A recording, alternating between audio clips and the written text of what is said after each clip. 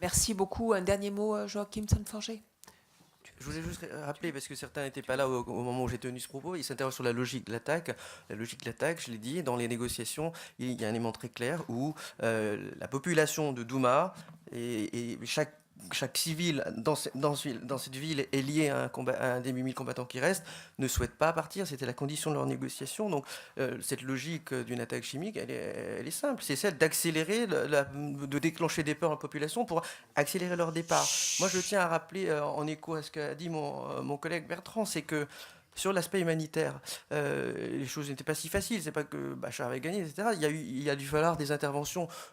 Peter Maurer, le président du CICR, a dû se déplacer en personne pour pouvoir permettre le passage de certains convois humanitaires. Je sais, je l'ai vu, j'étais à Beyrouth avec lui quand il rentrait de Syrie, et que moi je rentrais de la frontière libano-syrienne.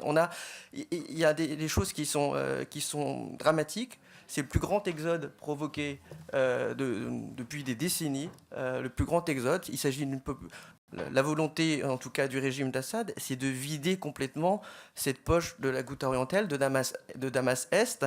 C'est un déplacement de 400 000 personnes. En comparaison, à Alep, c'était maximum 80 000 personnes. Donc vous voyez bien qu'on joue avec des populations civiles comme des pions. Ces populations civiles, aujourd'hui, sont déplacées, pas par hasard, sous contrôle turc, à Jarablos et à Efrin, et vous avez bien compris la logique de tout ça. Donc on joue avec des populations civiles comme avec des pions. Ces gens sont montés dans des bus, on leur a dit vous laissez vos armes lourdes, par contre vous pouvez prendre vos armes légères. Donc ils sont montés avec une Kalachnikov et 2 chargeurs chacun, et quand ils sont arrivés à Jarablos ou à Efrin, et bon, on leur a repris leurs armes en disant on vous les rend plus tard.